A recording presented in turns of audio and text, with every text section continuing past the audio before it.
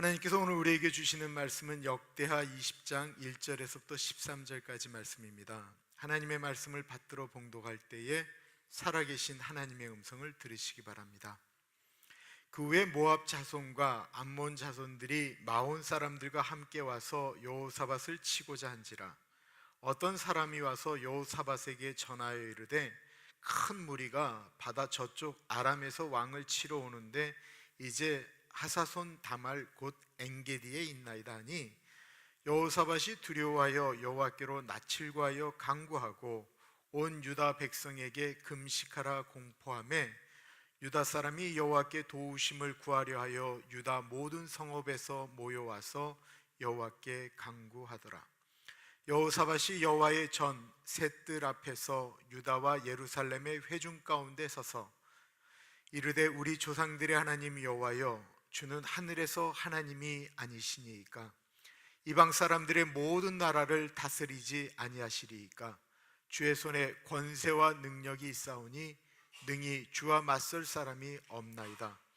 우리 하나님이여, 전에 이 땅 주민을 주의 백성 이스라엘 앞에서 쫓아내시고 그 땅을 주께서 사랑하시는 아브라함의 자손에게 영원히 주지 아니하셨나이까?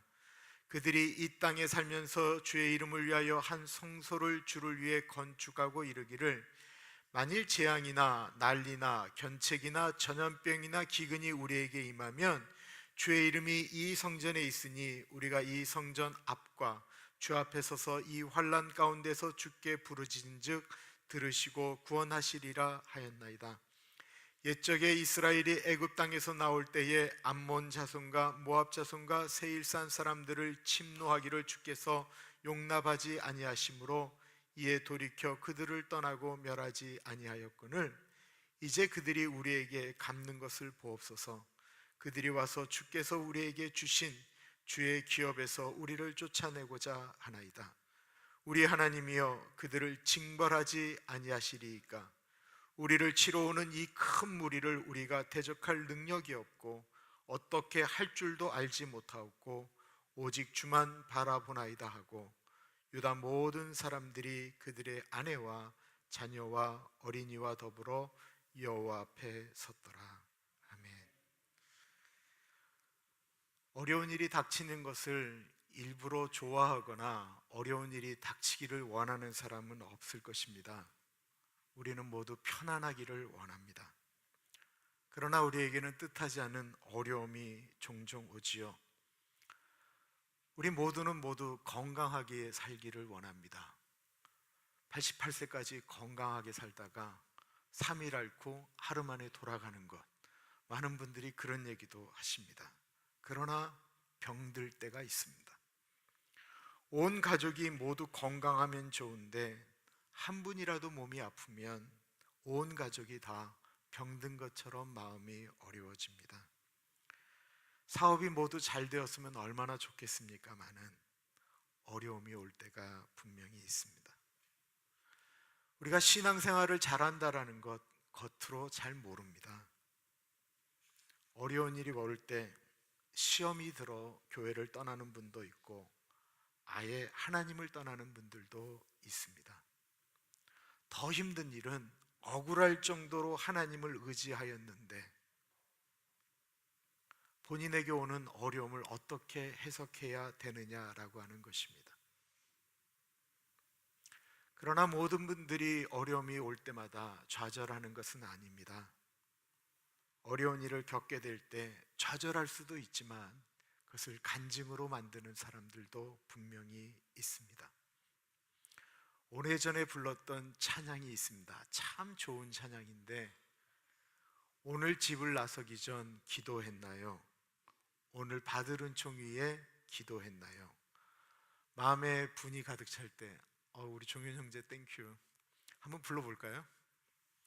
오늘 집을 나서기 전 기도했나요?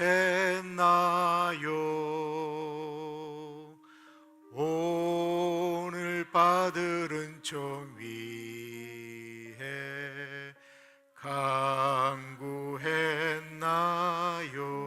간구했나요?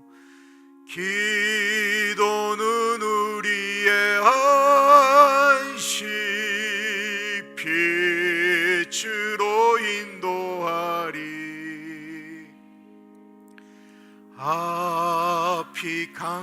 캄캄할 때 기도 잊지 마시오.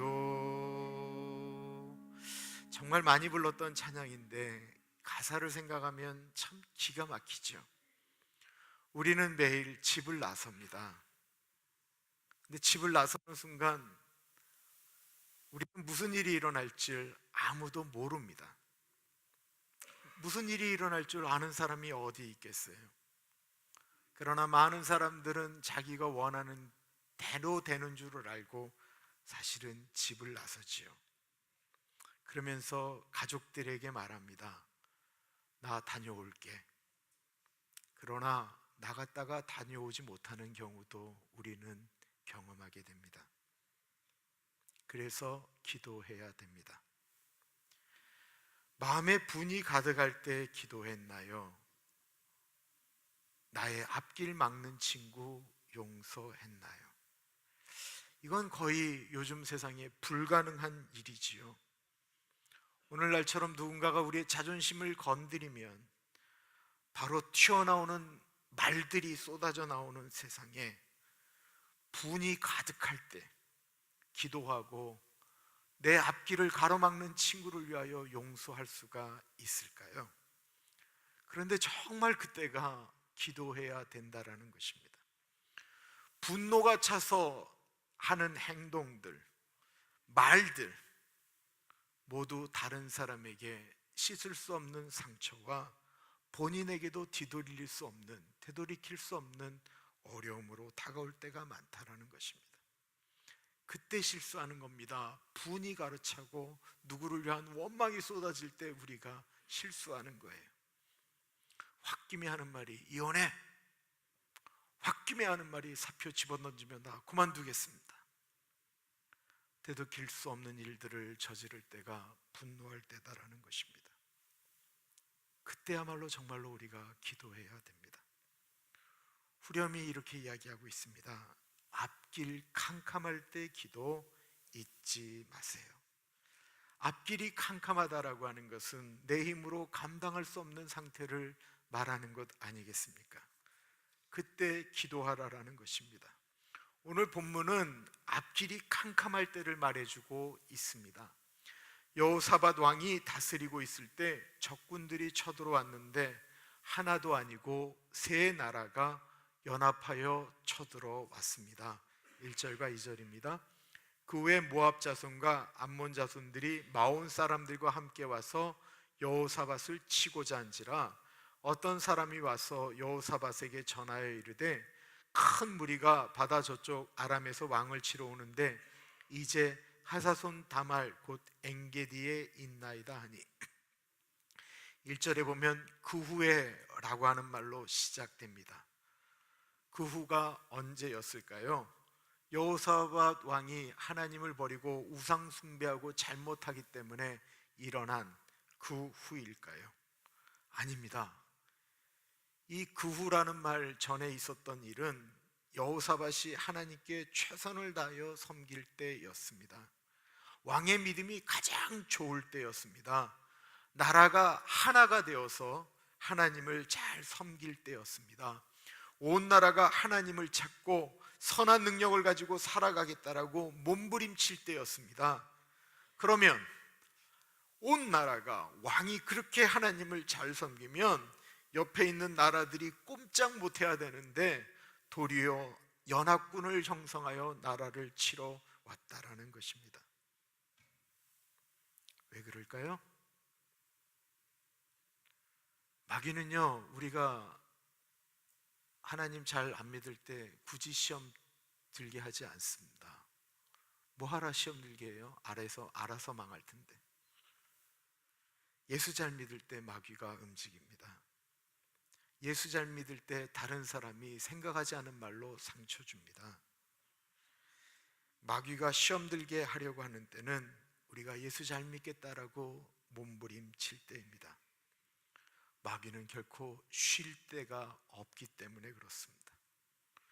여호사밧이 영적으로 굉장히 민감할 때였습니다. 그랬기 때문에 이 싸움은 눈에 보이는 전쟁이기보다는 하나님을 잘 섬기기 때문에 일어나는 영적 전쟁이다라고 생각하였습니다. 그래서 그는 군대를 소집하기 전에 기도를 선포합니다. 영적인 문제다라고 느껴질 때 평안함이 오면 얼마나 좋겠습니까마는 민감할 때 두려움이 올 때가 참 많다라는 것입니다. 이상하지요? 그런데 맞습니다. 우리가 하나님 앞에 영적으로 굉장히 민감할 때 두려움이 엄습해 올 때가 있습니다. 그리고 긴장하게 됩니다. 여호사밧에게 다가온 것이 두려움이었습니다. 믿음이 있어도 두려움이 옵니다. 두려움이 오는 것이 믿음이 없는 행동이라고 말할 수 없습니다. 다만 믿음의 사람은 두려움이 올 때 하나님 앞으로 나아간다라는 것입니다. 우리 기침을 한 5초 동안만 입을 가리고 좀 하겠습니다. 시작.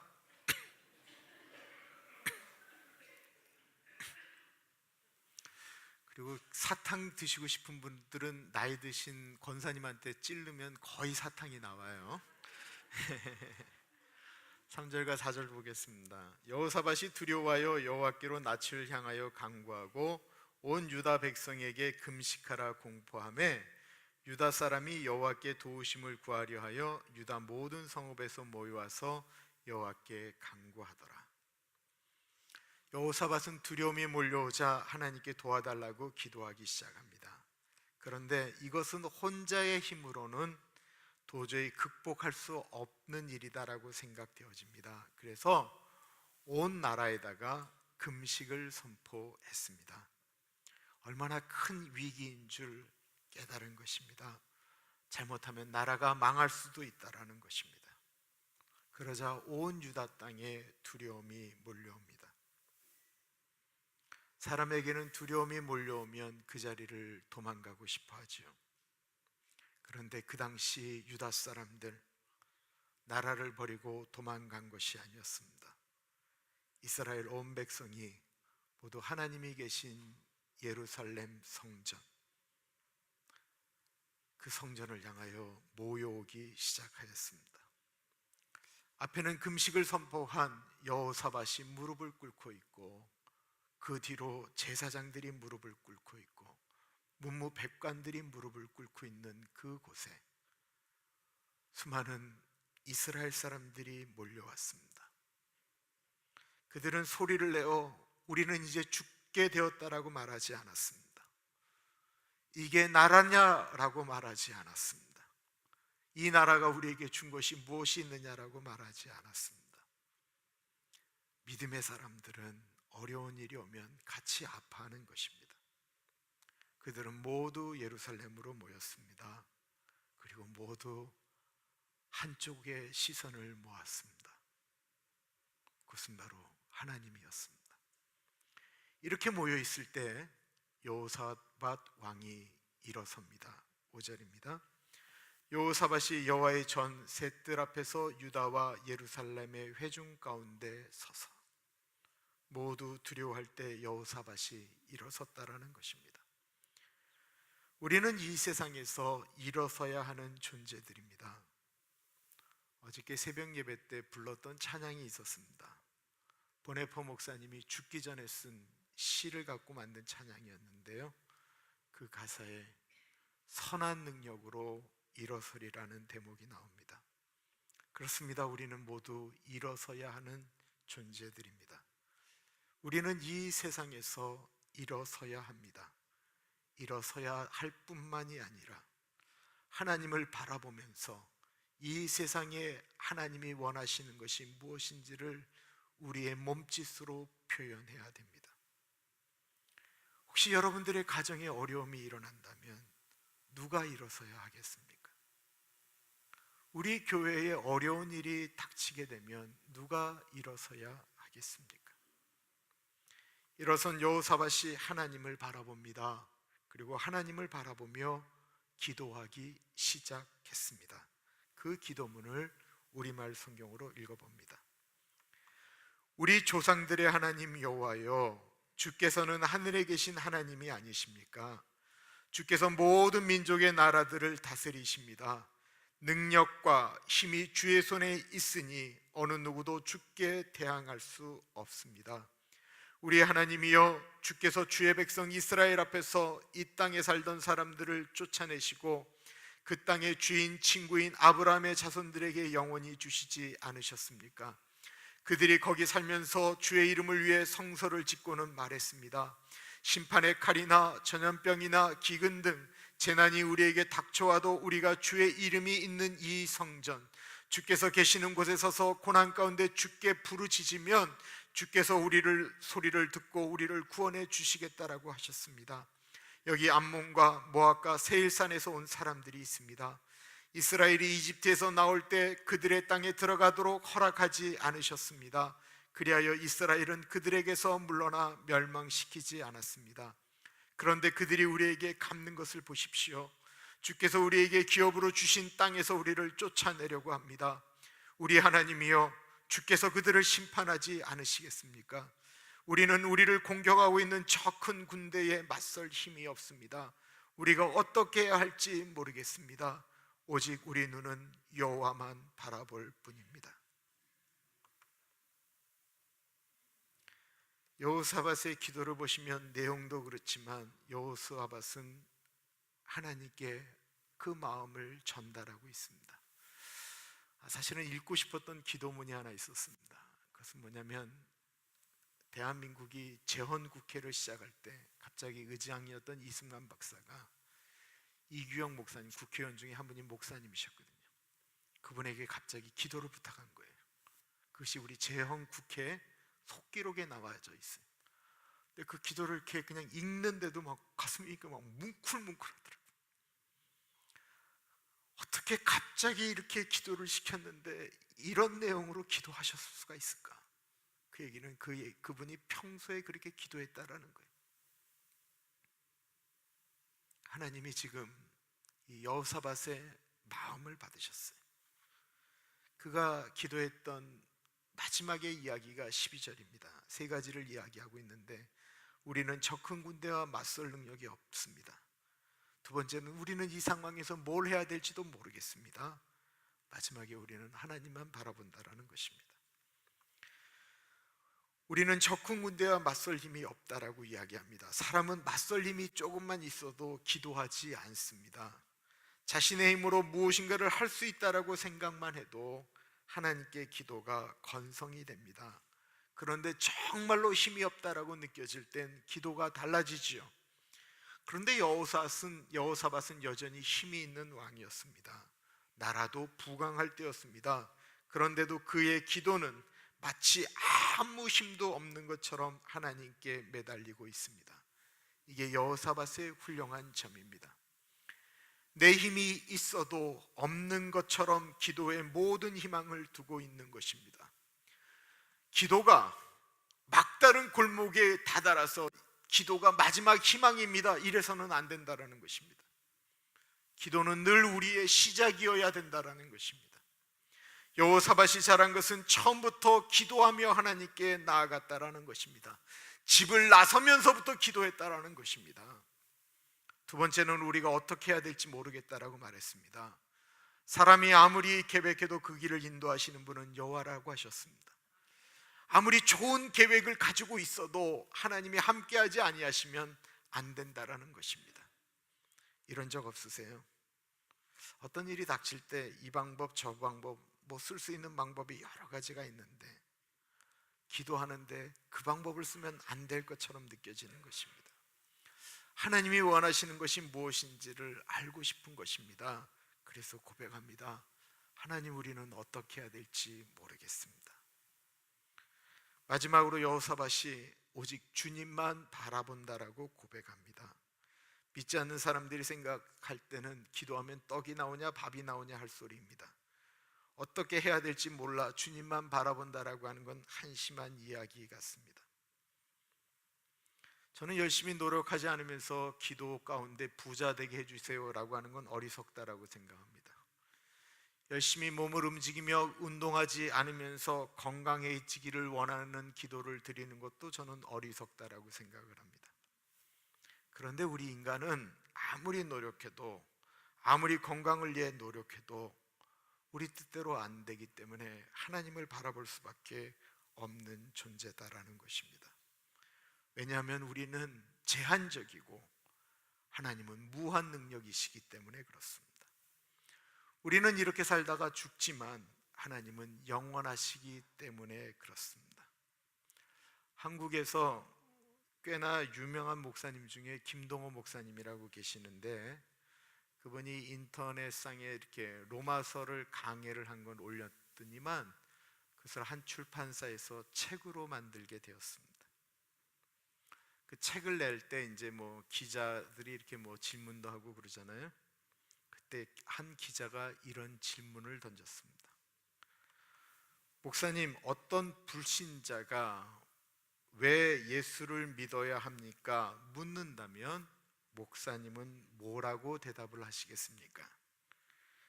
그때 김동호 목사님이 이런 이야기를 하였습니다. 왜 예수를 믿는가? 그 이유는 나는 내 자신을 믿을 수 없기 때문에 그렇습니다. 나는 내 삶에 자신이 없기 때문에 그렇습니다. 나는 무지합니다. 제가 한강에 있는 달이 성수대교가 무너지던 날, 그 새벽에 차를 몰고 성수대교를 지나갔습니다. 7시 5분엔가 무너졌는데 4시 반에 새벽기도 인도한다고 그 길로 갔습니다. 그게 나에게는 충격이었습니다. 앞일이 어떻게 될지 아무것도 모르지 않습니까? 세상에 무너질 다리로 차 몰고 갈 사람이 어디 있겠습니까? 그러니까 내가 나를 믿을 수 없습니다. 내가 무등하다라는 것을 내가 알고 있기 때문에 그렇습니다. 그렇기에 누군가 전지전능한 분을 기대야 내가 살 수 있기 때문입니다. 그러나 아무나 전지전능한 건 아니지 않나요? 그랬을 때 당연히 나는 천지를 창조하신 창조주가 계시고 그분이 하나님이시니까 그분을 믿고 사는 게 내게는 좋은 것입니다. 성수대교 사건 이후에 내게 달라진 행동이 하나 있습니다. 제 어머니가 지금 94세이신데 제가 무녀 동남 외아들이거든요. 나갈 때마다 이렇게 인사하고 다녔습니다. 다녀오겠습니다. 그런데 성수대교 무너진 다음 날부터는 한 번도 인사를 그렇게 하지 않았습니다. 어머니 저 가요. 그리고 나갔습니다.